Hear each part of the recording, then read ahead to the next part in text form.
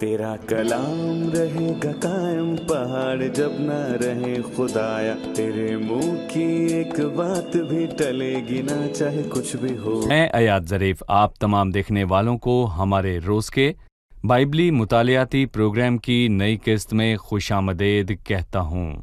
अभी हम हिस्कियल की किताब का मुताला कर रहे हैं और आज हम 37वें और 38वें बाब का मुताला करेंगे। गुज़िश्ता किस्त में हमने इसराइल के पहाड़ों से किए गए वादे पर इख्तिताम किया। खुदावंद इन पहाड़ों की फितरत को तब्दील करेगा जिन्होंने बहुत पहले कौम को बुत परस्ती करते और गैर मबूदों के साथ जनाकारी करते देखा।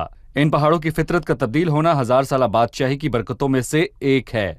कौम भी नए सिरे से पैदा होगी जब रूहुल कुद्स उन पर उस बड़ी मुसीबत के इख्तिताम पर एक बार फिर से उंडेला जाएगा 1000 साला बादशाही से कबल।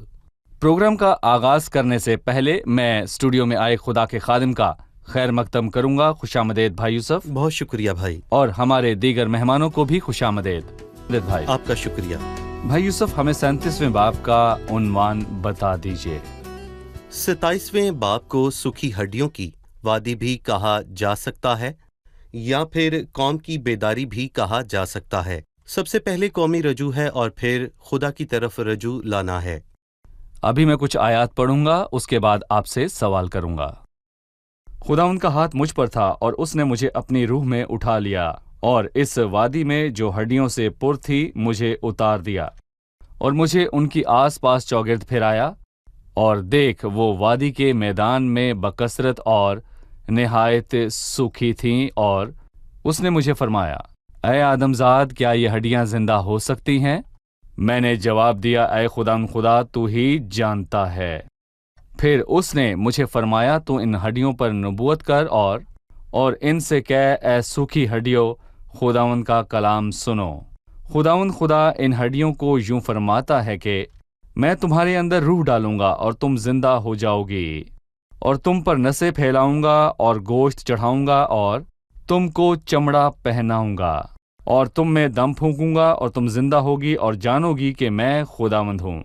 बस मैंने हुक्म के मुताबिक नबूवत की और जब मैं नबूवत कर रहा था तो एक शोर हुआ और देख जलजला आया और हड्डियां आपस में मिल गईं, हर एक हड्डी अपनी हड्डी से। और मैंने निगाह की तो क्या देखता हूँ कि नसें और गोश्त उन पर चढ़ आए और चमड़े की पोशिश हो गई, पर उनमें दम न था। तब उसने फरमाया कि नबूवत कर, तू हवा से नबूवत कर, ए आदमजाद, और हवा से कह, खुदा यूं फरमाता है कि ए दम, तू चारों तरफ से आ और इन मकतूलों पर फूंक के जिंदा हो जाएं। बस मैंने हुक्म के मुताबिक नबूवत की और उनमें दम आया और वो जिंदा होकर अपने पांव पर खड़ी हुई, एक निहायत बड़ा लश्कर। भाई यूसुफ, हम इस हवाले के मुतालिक जानना चाहेंगे, इसकी वजाहत फरमा दीजिए। हम जानना चाहते हैं कि ये सूखी हड्डियां कौन है जो उस वादी में पड़ी हैं, उनमें जान आने का अमल कैसे हुआ, इसके मुतालिक तफसीलन हमें बताएं। सबसे पहले हमें ये समझना है कि जिस क़यामत का जिक्र यहाँ किया गया है वो जिस्मानी तौर पर उठना नहीं है। ये एक कौमी और रूहानी क़यामत है। ये क्या है? और मैं कहूँगा कि यहाँ पर उन लोगों का हवाला नहीं दिया गया जो वाकई मर चुके हैं और फिर जिंदा होंगे, और ये उस कौम के मुतालिक है जो रूहानी और इखलाकी तौर पर मर चुकी है। यहाँ हम एक कौमी क़यामत को देखते हैं, फिर रूहानी क़यामत है। कौमी और रूहानी क़यामत से आपकी क्या मुराद है? अगर हम यशायाह के 26वें बाब को पढ़ें तो उसमें बिल्कुल यही बात लिखी है, तेरे मुर्दा जी उठेंगे, मेरी लाशें उठ खड़ी होंगी। और फिर इसके बाद आगे लिखा है कि तुम जो खाक में जा बसे हो, जागो और गाओ। और फिर इसके बाद लिखा है कि तेरी औस उस औस की मानिंद है जो नबातात पर पड़ती है और जमीन मुर्दों को उगल देगी। और जब हम अपने हवाले की तरफ लौटते हैं तो लिखा है, तो इसराइल का घराना 11वीं आयत में कह रहा है, हमारी हड्डियां सूख गई हैं और हमारी उम्मीद जाती रही, हम तो बिल्कुल फना हो गए हैं। इससे कौम के जज्बात का इजहार होता है। क्या एक बिखरी हुई कौम 2000 साल के बाद अपने मुल्क में वापस आ सकती है, जो कि 50, 60 या फिर 70 बरस तक बिखरे रहे? वो अपने असल को भूल गए, खास करके आज, क्योंकि जब वो जाते हैं वो मंसूबे और फैक्ट्रियां और घर बनाने में लग जाते हैं, तो वो क्यों कर लौट कर आएंगे। सो यहाँ कौम कहती है कि उनकी उम्मीद जाती रही। لیکن خدا انہیں بطور قوم زندہ کرے گا، اور وہ قوم 1947 میں زندہ کی گئی، اس سے پہلے کہ بیلفور ڈیکلیریشن کو عمل میں لایا گیا، اور پھر اس کے بعد 1947 اور 1948 میں اقوام متحدہ نے اسرائیل کو ایک قومی قوت کے طور پر بطور ریاست تسلیم کر لیا۔ بہرحال یہ ریاست جو آج اسرائیل میں موجود ہے، کیا اس کا خدا کے ساتھ کوئی تعلق ہے یا نہیں؟ اس میں صرف پتے ہیں، اس میں پتے ہیں، پھل یعنی نہیں صاف ہیں۔ ظاہری طور پر انہوں نے اپنے بے حد بڑے گناہوں پر توبہ نہیں کی، یعنی کہ مسیح کو مصلوب کرنے کا گناہ۔ اور کیا یہ قوم گناہ سے توبہ کیے بغیر برکت پا سکتی ہے؟ اور یہی بات حزقیل نبی یہاں واضح کرتا ہے، اور یہ واقع ہے بھی۔ لیکن اب تک کوئی روحانی قیامت نہیں ہوئی، اور میں کہوں گا کہ ہمیں یہ بات کہاں ملتی ہے؟ 37ویں باب میں جب ہم اس کو پڑھتے ہیں، 7ویں آیت میں لکھا ہے کہ پس میں نے حکم کے مطابق نبوت کی، اور جب میں نبوت کر رہا تھا تو ایک شور ہوا، اور دیکھ زلزلہ آیا، اور ہڈیاں آپس میں مل گئیں، اور ہر ایک ہڈی اپنی اپنی ہڈی جی، سے۔ ٹھیک ہے۔ آپ کو لاشیں نظر آ رہی ہیں، سوکھی ہڈیاں، اور پھر ہڈیاں ایک قریب آنے دوسرے لگتی کے ہیں۔ قریب آنے لگتی ہیں، اور پھر وہ ایک ڈھانچے کی شکل اختیار کر وہ لیتی ایک ہیں ہستی جو ہو کہ جاتی بے ہیں۔ حد عجیب ہے، اور وہ ایک ہستی ہو جاتی ہیں، جیسا کہ بائبل کہتی ہے، اور ہڈیاں آپس میں مل گئیں، ہر ایک ہڈی اپنی اپنی ہڈی سے۔ اور میں نے نگاہ کی، رویا کا سلسلہ جاری ہے، تو میں کیا دیکھتا ہوں؟ نسیں اور گوشت ان پر چڑھ آئے۔ صرف ہڈیاں ایک دوسرے کے قریب نہیں آئیں، بلکہ گوشت اور نسیں ان پر چڑھ آئیں۔ پھر بائبل کہتی ہے ان میں کہ دم ان نہ پر تھا۔ چمڑے کی پوشاک ہوگی، پر ان میں دم نہ تھا۔ یہ بہت دم، ہی عجیب بات ہے، لیکن اس قوم کے ساتھ بالکل یہی ہوا۔ صحیح۔ وہ 1947 میں لوٹے، اور 48 میں جنگ ہوئی، اور وہ آج بھی موجود ہے۔ پر کیا ان میں دم ہے؟ دم نہیں ہے، ان میں دم نہیں ہے۔ فقط قومی وجود ہے۔ اور یہ حزقیل کی نبوت کو پورا کرنے کے لیے ہے، جس نے مسیح سے تقریباً 600 سال پہلے نبوت کی۔ 2600 سال پہلے حزقیل کی باتیں پوری ہوئی ہیں، بالکل جیسا کہ ہم دیکھتے ہیں کہ ہڈیاں آپس میں جڑی، اور ان پر نسیں اور گوشت چڑھ آئے، اور چمڑے کی پوشاک ہوگی۔ اب ہمارے سامنے انسانی شکل موجود ہے، لیکن اہم ترین چیز دم ہے۔ کیا ان میں دم ہے؟ نہیں، اور یہ عجیب بات ہے۔ بہرحال یہ خدا کے کلام کی تکمیل ہے، اور اس کے بعد نبوت کر کے اے آدم زاد، تو چاروں طرف سے آ اور ان مقتولوں پر پھونک تاکہ وہ زندہ ہو جائیں۔ اور نتیجہ یہ ہوا کہ پس میں نے حکم کے مطابق نبوت کی، اور ان میں دم آیا، اور وہ زندہ ہو کر لکھا ہے کہ اپنے پاؤں پر کھڑے ہوئے، ایک نہایت لشکر بڑا لشکر بن گئے، یعنی صحیح۔ کہ بہت بڑی فوج، ایک بہت بڑی فوج، ایک بہت بڑی تعداد، لوگوں کی کثیر تعداد، صحیح۔ ایک بہت بڑا لشکر، اور یہ خدا کر سکتا ہے۔ اس کے بعد وہ کہتا ہے، تب اس نے مجھے فرمایا، اے آدم زاد، یہ ہڈیاں تمام بنی اسرائیل ہیں۔ اس سے ہمیں یہ اشارہ ملتا ہے، جی، جو باتیں یہاں کہی گئی ہیں وہ اسرائیل کے صحیح۔ سارے گھرانے سے متعلق ہیں، جو بطور قوم لوٹ کر آئے اور ابھی اسی عمل میں ہے۔ اس کے باوجود ان میں دم نہیں ہے۔ جلد مستقبل کی بحالی میں ان میں دم لوٹ آئے گا، اور اس ہستی کا تعلق خدا سے ہوگا، یعنی اس بڑی مصیبت کے گزر جانے کے بعد۔ صحیح۔ میں اس پر روشنی کیوں ڈال رہا ہوں کہ جس گروہ کا ذکر ہوا اسرائیل کا تمام گھرانہ ہے، کیونکہ افسوس کہ اس حصے کو غلط طور پر استعمال کیا جاتا ہے، اور اس کا اطلاق بیداری کے اس معجزے پر کیا جاتا ہے جو ہم میں ہوتا ہے، یا جیسا کچھ لوگ کرتے ہیں کہ ایک گناہ گار کے پاس جا کر اس پر نبوت کرتے ہیں کہ جیسا اس حصے کے ساتھ ہوا وہ اس کے ساتھ ہوگا۔ نبوت کے مطالعے میں ناکامی، اور اسرائیل کے زمینی ہونے اور آسمانی ہونے کو سمجھنے میں ناکامی کے سبب سے لوگوں نے بہت سے مسائل کا سامنا کیا، اور یہی ہم کہنا چاہتے ہیں کہ ایک ہستی ہے جو کہ دراصل اسرائیل کہلاتی ہے، اور دوسری کلیسیا کہلاتی ہے۔ اسرائیل کلیسیا نہیں ہے۔ کیا اسرائیل کلیسیا ہے؟ اسرائیلی زمینی لوگ ہیں جن کے ساتھ زمینی برکتوں کے وعدے موجود ہیں۔ کلیسیا کا زمین سے کوئی لینا دینا نہیں ہے، اور مسیح نے کلیسیا کے بارے میں کہا، جس طرح میں دنیا کا نہیں، وہ بھی دنیا کی نہیں۔ بھائی یوسف، جب قوم ناکام ہو کر لوٹتی ہے تو کیا سب قبیلے لوٹ آئیں گے، یا کچھ قبیلے کھو جائیں گے اور بھٹک جائیں گے؟ یہی ایک وجہ ہے کہ ہم یہ بات کرتے ہیں۔ حزقیل کے 37ویں باب کی تکمیل بابل کی اسیری سے لوٹنے پر نہیں ہوئی۔ کچھ اساتذہ کہتے ہیں کہ یہ صحیح ہے، مگر اس کی تکمیل ان کے واپس لوٹنے پر نہیں ہوئی۔ ان آیات میں ہم نے پڑھا کہ 7 ثبوت ہیں، اور یہ باتیں بابل کی اسیری سے لوٹنے پر پوری نہیں ہوئیں، بلکہ مستقبل میں پوری ہوں گی۔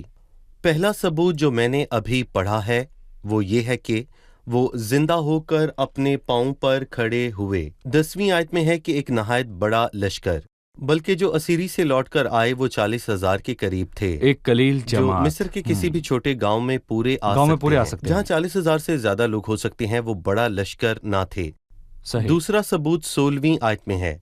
यहाँ पर लिखा है कि ए आदमजाद, एक छड़ी ले और उस पर लिख, यहूदा और उसके रफीक बनी इसराइल के लिए सो।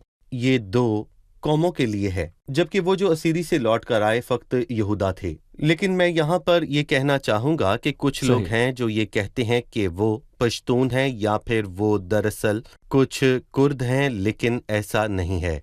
कोई यकीन से नहीं कह सकता कि वो कहाँ हैं। वो पूरी दुनिया लेकिन में खुदा नहीं उन्हें है। जानता है। उन्हें खुदा जानता है। सही। और तीसरा सबूत 22वीं आयत में है, और मैं उनको एक ही कौम बनाऊंगा और मैं कहूंगा कि ये 12 कबीलों के मुतल्लिक है, और मैं उनको उस मुल्क में इसराइल के पहाड़ों पर एक ही कौम बनाऊंगा और उन सब पर एक ही बादशाह होगा। क्या ऐसा सच में हुआ? क्या उनका कोई बादशाह था? क्योंकि बनी इसराइल बहुत दिनों तक हाकिम और बादशाह के बगैर रहे, लेकिन यहाँ पर लिखा है कि उन सब पर एक ही बादशाह होगा, यानी कि हकीकी इब्ने दाऊद। चौथा सबूत 23वीं आयत में है, और फिर वो अपने बुतों से और अपनी नफरत अंगेज चीजों से और अपनी खताकारी से अपने आप को नापाक ना करेंगे।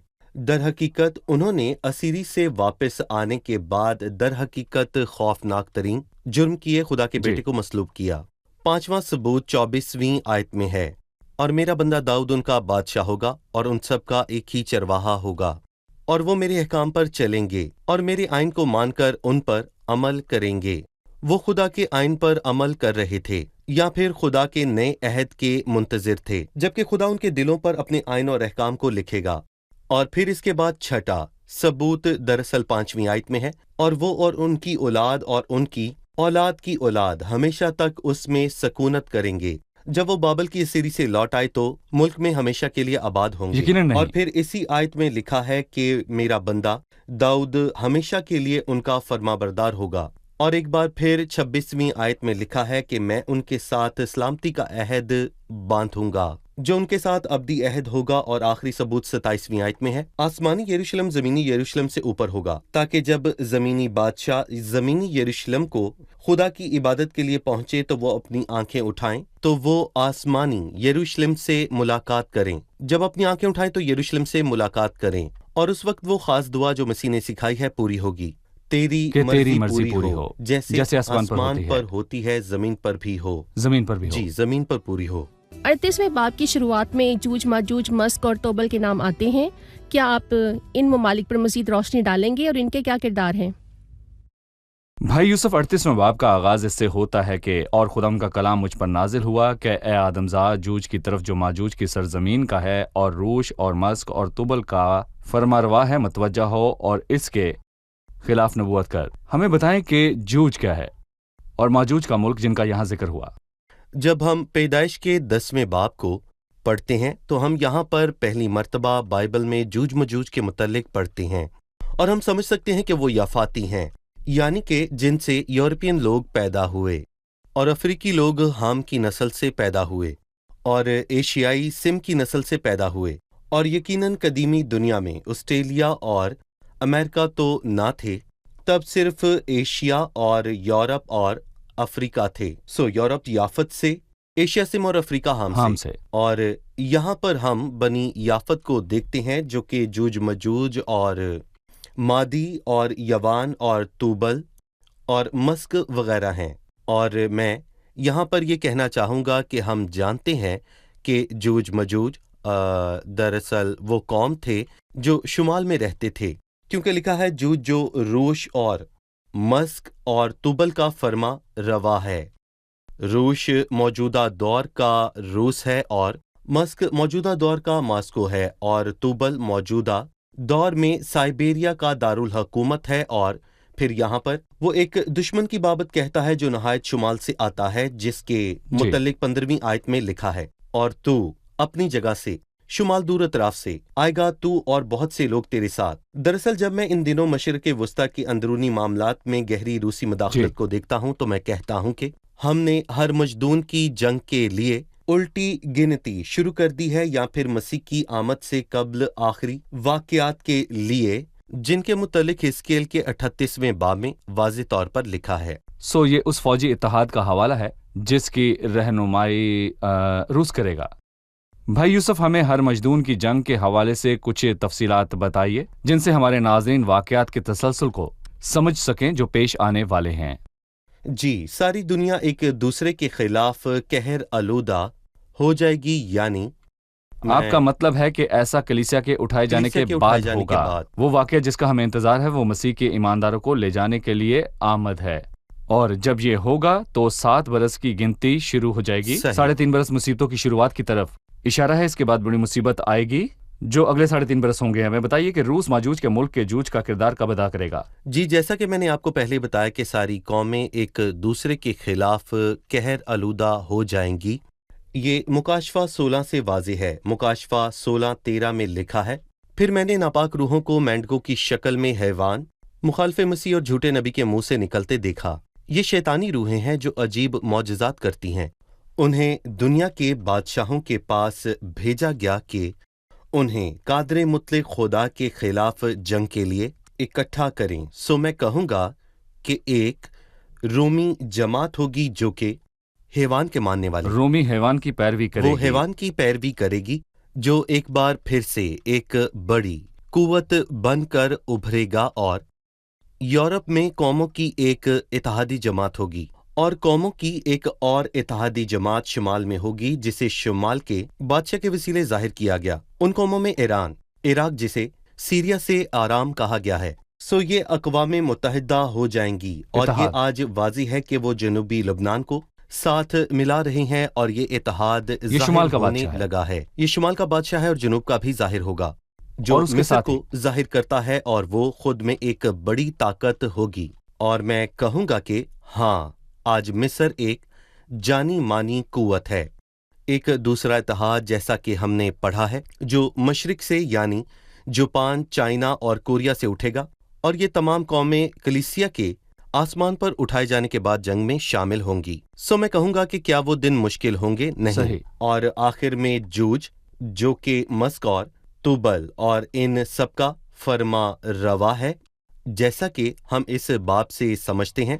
और मैं कहूँगा कि वो जंग में तब तक शामिल न होगा, और वो फौजों के लौट जाने का इंतजार करेगा जब सब कुछ तैयार हो। सही। और हम 11वीं आयत में इसके मुतल्लिक वाज़े पढ़ते हैं, और तू कहेगा कि मैं देहात की सरजमीन पर हमला करूंगा, और मैं उन पर हमला करूंगा जो राहत और आराम में बसते हैं, जिनकी ये फसील है, ना अड़बंगे और ना फाटक हैं। फिर 14वीं आयत में फिर से लिखा है कि जब मेरी कौम इसराइल आराम से बसेंगे तो क्या तुझे खबर ना होगी, और तू अपनी जगह से शुमाल दूर इतराफ से आएगा, तू और बहुत से लोग तेरे साथ जो सबके सब घोड़ों पर सवार होंगे। और जब हम इस बाब को पढ़ते हैं तो पता चलता है कि कौमों की ये जमात आखिरी हमला करने को और सारे मुल्क पर कब्जा करने को जाहिर होगी। लेकिन अफसोस कि वो उस अजीम बादशाह की तरफ मतवज्जो ना होंगे जो आसमान से आएगा, जो कि मसीहा है। वो पत्थर जो हाथ लगाए बगैर काटा गया, जो गैर कौमों की उस मूरत या अक्स पर लगेगा,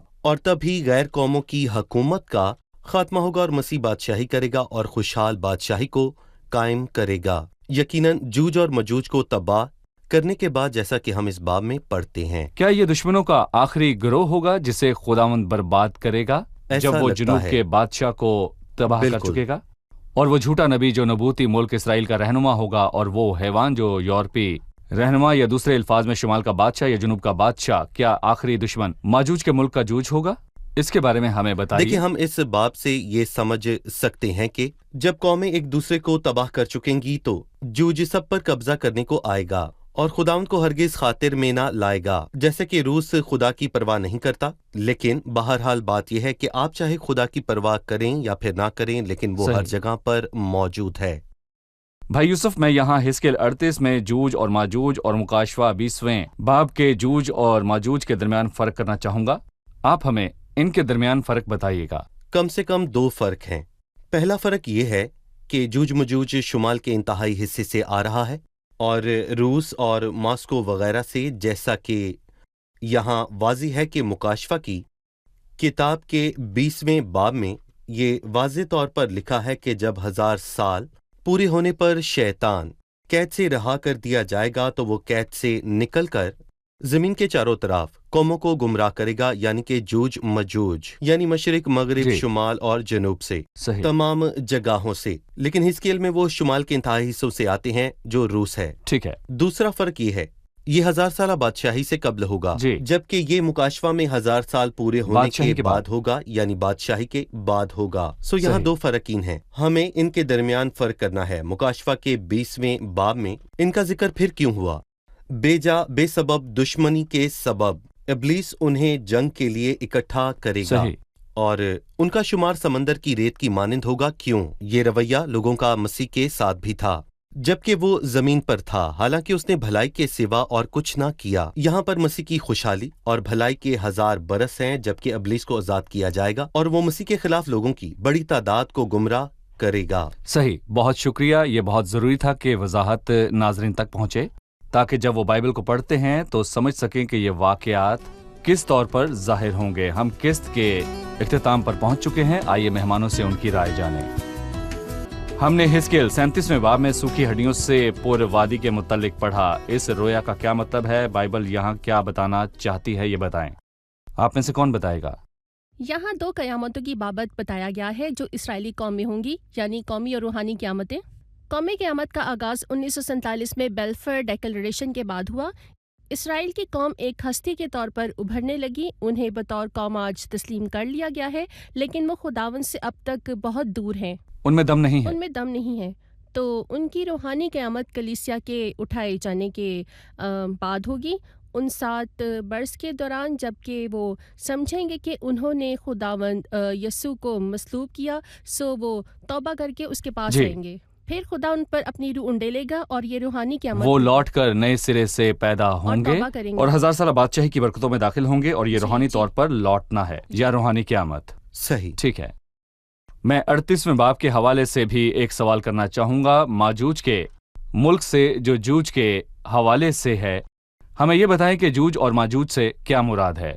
جوج اور ماجوج، جبکہ ہم پیدائش 10 کی دوسری آیت کو پڑھتے ہیں، وہ بنی یافت ہیں جو انتہائی شمال میں رہتے تھے، اور جوج روش کا فرما روا ہے جو کہ روس ہے، اور وہ ایک نئی جماعت کو پیش کرتا ہے جو جنوب کے بادشاہ کی جماعت اور شمال کے بادشاہ کی جماعت کے خلاف ہوگی۔ صحیح، اور یہ دشمنوں کا آخری گروہ ہوگا جسے خداوند 1000 سالہ بادشاہی سے قبل تباہ کرے گا۔ صحیح۔ شکریہ بھائی خدا یوسف، کو آپ برکت تمام کا دے۔ بھی شکریہ۔ عزیز ناظرین، آج کی قسط میں ہم نے 37ویں باب میں سوکھی ہڈیوں کی وادی کی رویا کے متعلق سیکھا۔ اس رویا میں اسرائیلی قوم کی 2 قیامتوں کے متعلق بتایا گیا ہے۔ پہلی قیامت قومی قیامت ہے، جب یہ قوم لوٹ کر آئی اور ایک جانی مانی ہستی اور ریاست بن گئی اور ایک ظاہری اعتراف بھی کیا، لیکن اب تک ان میں دم نہیں ہے، یعنی کہ ان کا خدا کے ساتھ کوئی حقیقی تعلق نہیں ہے، سو وہ اب بھی تردید کی حالت میں ہیں کیونکہ ابھی انہوں نے قومی قیامت کا تجربہ کیا ہے۔ بہرحال مستقبل میں جب خدا ان کے دلوں کو نیا کرے گا اور وہ روحانی طور پر توبہ کر کے لوٹیں گے، ان کا خدا کے ساتھ حقیقی تعلق ہوگا، اور یہ روحانی قیامت ہے، سو ان کے لیے 2 قیامتیں ہیں۔ پہلی قیامت قومی ہے، پھر مستقبل میں روحانی قیامت ہے، جبکہ روح ان میں ہوگا۔ ہم نے جانا کہ روحانی قیامت اسرائیل اور یہودا کے تمام گھرانے کے لیے ہے، جبکہ جو اسیری سے لوٹ کر آئے فقط 2 قبیلے ہیں، جنوبی ریاست، یہاں تک کہ وہ سب کے سب بھی اسیری سے نہیں لوٹے، لیکن یہاں جو لوٹنے کا ذکر ہے وہ 12 قبیلے ہوں گے، اور وہ روحانی طور پر لوٹنا ہوگا تاکہ ان کا خدا کے ساتھ حقیقی تعلق ہو۔ مسیح 1000 سال تک ان لوٹ کے آنے والوں پر بادشاہی کرے گا۔ جوج اور ماجوج کے ممالک کے حوالے سے 38ویں باب میں لکھا ہے، ہم نے جانا کہ یہ مجموعہ جو انتہائی شمال میں ہوگا دشمنوں کے سلسلے کی آخری جماعت ہوگی، جنہیں خداوند بادشاہی سے پیشتر تباہ کرے گا، اور اسرائیل کے خلاف جماعتیں ہوں گی، جیسے کہ شمال کا بادشاہ جو کہ شمال کی ان قوموں کو پیش کرتا ہے جو اکٹھا ہو جائیں گی، جنوب کا بادشاہ جو جنوب کی ان قوموں کو پیش کرتا ہے جو اکٹھا ہو جائیں گے، یورپ کا رومی حیوان اور شاہ اسرائیل جو جھوٹا نبی ہے۔ سو اس خطے میں جنگ چھڑ جائے گی جو ہر مجدون کی جنگ کہلائے گی، اور اس کے بعد جنگ ختم ہو جائے گی۔ ماجوج کے ملک سے جوج کی جماعت باقی رہے گی تاکہ اسرائیل کے ملک پر حملہ کرے، لیکن خداوند ان کی عدالت کرے گا اور اس عدالت سے تمام دشمن برباد کیے جائیں گے۔ اور خداوند اپنی 1000 سالہ بادشاہی کو قائم کرے گا۔ یہ تمام واقعات ہمارے آس پاس واقع ہونے والے ہیں، اور اس کا مطلب ہے کہ ناظرین کہ ہم اختتام کے نزدیک جا رہے ہیں۔ واقعات جو ہیں وہ تیزی سے ہو رہے ہیں اور اختتام نزدیک ہے، سو جلدی کیجیے اور مسیح میں پناہ لیجیے، جلدی کیجیے اور اسے اپنا قلعہ بنائیے، جلدی کیجیے اور مسیح کا صلیب سے بخشا راست بازی کا لباس پہن لیجیے، تاکہ آپ دنیا میں آنے والے خوفناک واقعات کی زد میں آنے سے بچ جائیں۔ اگلی قسط میں پھر ملاقات ہوگی۔ خداوند آپ کو برکت دے۔